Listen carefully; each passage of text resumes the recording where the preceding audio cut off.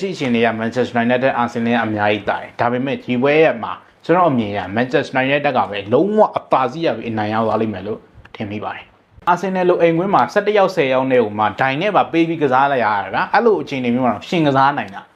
ဆိုတော့ဒီပွဲမှာအဲ့လိုစိတ်သက်ထိတ်ပြီးကစားလိုက်မနိုင်ကြဘာအကြောင်းမှမရှိတာကျွန်တော်တို့ဒီအသင်းကိုကျွန်တော်ချစ်တဲ့အတွက်ကျွန်တော်ယုံကြည်ထားတယ်အာဆင်နယ်နဲ့ဒီပထမဒီ FA Cup လုံးကခြေစမ်းမျိုးသာကင်ခဲ့ဒီကောင်နေမနိုင်တာအကြောင်းမရှိပါဘူးဆိုတော့အလုံးမင်္ဂလာပါဒီညမှာဆိုတော့ကျွန်တော် Manchester United နဲ့ Arsenal တို့ရဲ့ပွဲကြီးပွဲကောင်းရှိရဲ့ဒီပွဲစဉ်တို့ကျွန်တော်တို့ဒါ Old Trafford အကွာမှာကစားသွားမှာဖြစ်ပါတယ်ဆိုတော့ဒီပွဲစဉ်နဲ့ပတ်သက်ပြီးကျွန်တော်ကိုယ်ပိုင်အမြင်ပွဲကြိုသောကမ္ဘာကြီးလေးလုပ်ပေးသွားမှာဖြစ်ပါတယ်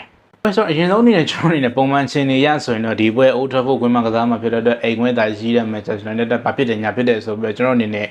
ခံမှန်းပြောဆိုမိလိမ့်မယ်ပေါ့နော်ဒါပေမဲ့လက်ရှိအခြေအနေက Manchester United ကဒီ Old Trafford လို့အိမ်ကွင်းမှာတော့မှသူတို့ဒီအသင်းငယ်တွေကိုတော်တော်ချလက်ပတ်ရမ်းနေတခါကျရင်ရှုံးသွားတယ်ပါလေဆိုတော့နိုင်တဲ့ပွဲတွေတည်ကြတဲ့ပွဲတွေရှိပေမဲ့လ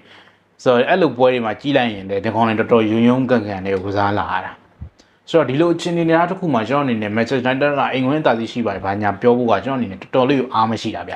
ျနောက်တစ်ခုကလည်းကျွန်တော်တို့ဘောလုံးလောကတစ်လုံးကလုံးပြောဆိုနေရှိရတာလက်ရှိအခြေအနေက Manchester United Arsenal ကအများကြီးတာတယ်ဒီပွဲမှာ Arsenal ကနိုင်သွားမယ်ဆိုအားလုံးကတစ်လောကလုံးနီးပါပြောနေကြတာဆိုတော့ကျွန်တော်အနေနဲ့ဗာဆက်ပြောမှာတော့မသိတော့ဒါရဲ့ထားပါဒါပေမဲ့ကျွန်တော်ရဲ့အမြင်တော့ပြောပြပေးမယ်ဟုတ်ပါတယ်လက်ရှိအချိန်တွေက Manchester United Arsenal အများကြီးတာတယ်ဒါပေမဲ့ဒီပွဲရဲ့မှာကျွန်တော်အမြင်ရ Manchester United ကပဲလုံးဝအပါစီးရပြီးအနိုင်ရသွားလိမ့်မယ်လို့ထင်မိပါတယ်ဆိုတော့ကျွန်တော်ဒီလိုဘာလို့ပြောရလဲဆိုတော့ပထမတစ်ချက်ကတော့ကျွန်တော်ဒီအသင်းကိုယုံကြည်လို့ဒီအသင်းကိုချစ်လို့ဆိုအားလုံးပဲကိုချစ်တဲ့သူကိုကမယုံကြည်ရင်ဘယ်သူကယုံကြည်မှာလဲဆိုတော့ဟုတ်တယ်မလား brother တို့လည်း brother ချစ်တဲ့ကောင်မလေးကို brother တို့မှမယုံကြည်ရင်ဘယ်သူကသွားယုံကြည်မှာလဲတခုတော့ရှိရပေါ့နော်ဆိုတော့အရန်နေယုံကြည်ပြီးဒီဇုံလုံးကမ်းနေတဲ့အချိန်မှာတစ်ဖက်ကဖောက်ပြန်သွားရင်တော့ကျွန်တော်လည်းမတက်နိုင်ဆိုတော့ဒါစဟုတ်တယ်မဆိုတော့ကိုချစ်တဲ့သူကိုယုံကြည်ရမှာပဲကိုချစ်တဲ့အသင်းဘက်မှာကိုကနေရမှာပဲဆိုတော့ဘလို့ပဲအခြေအနေဆိုးရွားနေပါစေအောင်ဒါဒီကျွန်တော်တို့ချစ်တဲ့အသင်းဖြစ်တဲ့ကျွန်တော်တို့ဒီအပြေးဝယုံကြည်ချက်နဲ့ဒီပွဲကကျွန်တော်တို့ Manchester United နဲ့နိုင်မယ်လို့ခံမှန်းတာတခြားဘာမှမပေါ့နောက်တစ်ခုကတော့ကျွန်တော်အချက်လက်တွေရဒီပွဲကို Manchester United နဲ့နိုင်မယ်လို့ခံမှန်းတာဖြစ်တယ်ဆိုတော့အဲ့ချက်ဒီနဲ့ကျွန်တော်ကိုယ်ပိုင်မြင်ရိုးကြီးပြောလိုက်အောင်ဗျာ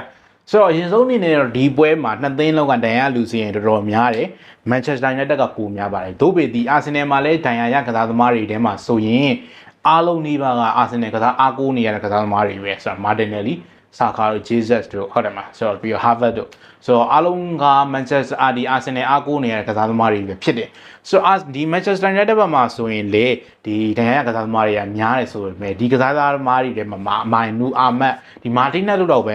ဒီ Manchester United ကအားကိုးရတဲ့လူတွေဖြစ်တယ်ပေါ့နော်တပြင်းကောင်တွေကတော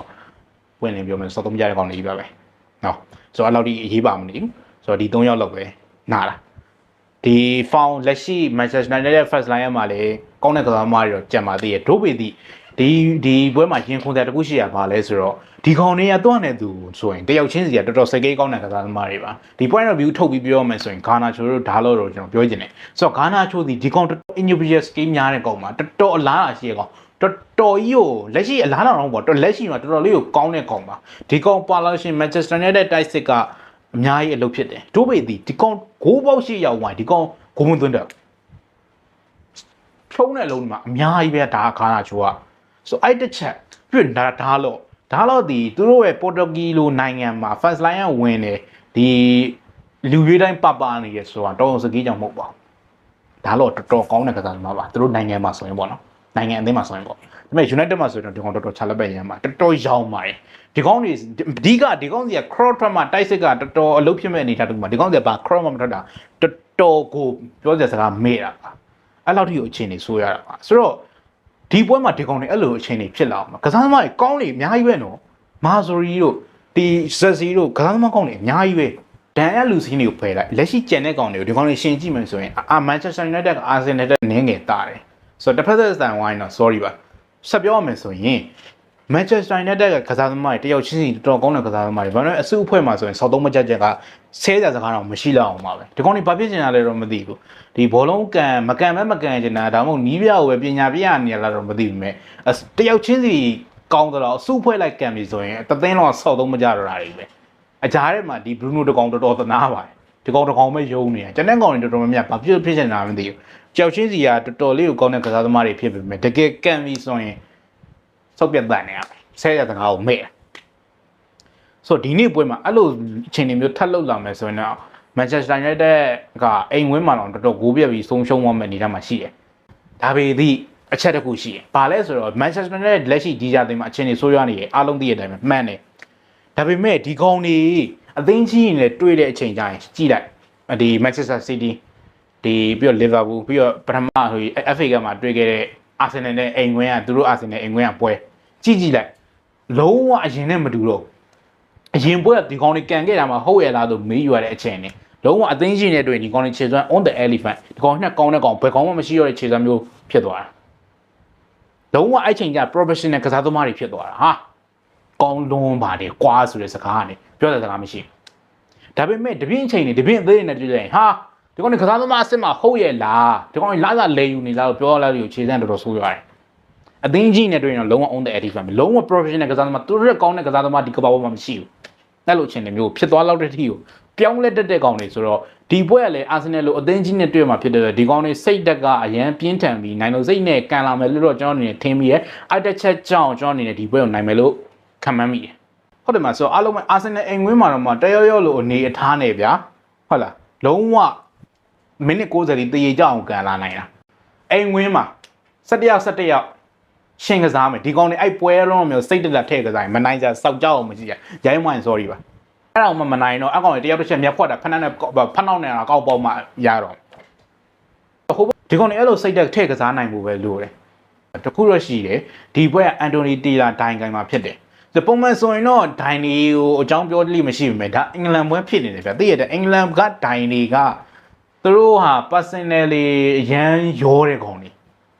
သူတို့မကျင်တဲ့လက်ဆိုလှုပ်ပလိုက်တဲ့ကောင်တွေဖြစ်တဲ့နည်းနည်းလေးတော့အန်တိုနီတီလာဆိုတဲ့သိရတဲ့အတိုင်းပဲဆိုရင် Manchester United နဲ့ Chelsea ဆိုရင်ဒီကောင်ကနည်းနည်းအရန်နေအနည်းနဲ့ဟုတ်ပါတော်တော်ကြီးကိုတစ်ဖက်သက်တွေဆန်ပြီးတော့ဆုံးဖြတ်ချက်တွေကအရန်နေပြင်းထန်လွန်းတာဖြစ်တဲ့အတွက်နည်းနည်းလေးအာရုံစိုက်ရမယ်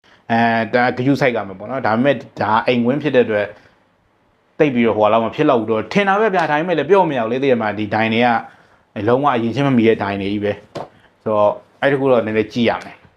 ဆိုတော့ဒိုင်နေပါညာခဏထားလိုက်ပါကျွန်တော်ခုနပြောသလိုပဲအာဆင်နယ်နဲ့ဒီပထမဒီ FA Cup ဘလုံးကခြေစမ်းမျိုးသာကင်ခဲ့ဒီကောင်နေမန်ဆိုင်စာအကြောင်းမရှိပါဘူးအဲ့တစ်ချက်ကြောင့်ကျွန်တော်ဒီပွဲကိုကျွန်တော်အနေနဲ့ယုံနိုင်မယ်လို့ယုံကြည်မိတယ်ဒါပါပဲဒီကောင်နေစောက်ဖြစ်ရှိနိုင်သွားလိမ့်မယ်ပေါ့ဗျာဒါပဲပြောချင်တယ်ကျွန်တော်တို့ဒီအသင်းကိုကျွန်တော်ချစ်တဲ့အတွက်ကျွန်တော်ယုံကြည်ထားတယ်ဒီကောင်တွေကိုယုံကြည်ထားတာမဟုတ်ဘူးဒီအသင်းကိုယုံကြည်ထားတာနော်ကျွန်တော်ဒီကောင်တွေကိုချစ်တာမဟုတ်ဘူးဒီ logo ဒီအသင်းကိုကျွန်တော်ချစ်တာတည့်ရတိုင်းအဲ့ဒါဖြစ်တဲ့အတွက်ဒီအသင်းကိုကျွန်တော်ယုံကြည်ထားတယ်ဒီကောင်တွေလည်းဆောက်ပိတ်ရှိကန်လာလိမ့်မယ်လို့လည်းထင်မိတယ်ဆောက်ပိတ်ရှိမကန်ဘူးဆိုရင်တော့ဆဲစရာရှိသမျှဆဲနီးဘောစုံတွေကိုကျွန်တော်ထိုင်ဆဲတော့မှာဒါကတော့ပွဲကြိုတုံသက်ချက်ခံမှန်းချက်မဟုတ်ပဲမဟုတ်လို့တော့ကျွန်တော်အနေနဲ့ဒီဗီဒီယိုထင်လိုက်မိရပေါ့နော်ဆိုတော့နည်းနည်း sorry ပါလွန်သွားရင်အားလုံးပဲဒီလောက်ပါပဲကျေးဇူးတင်ပါတယ်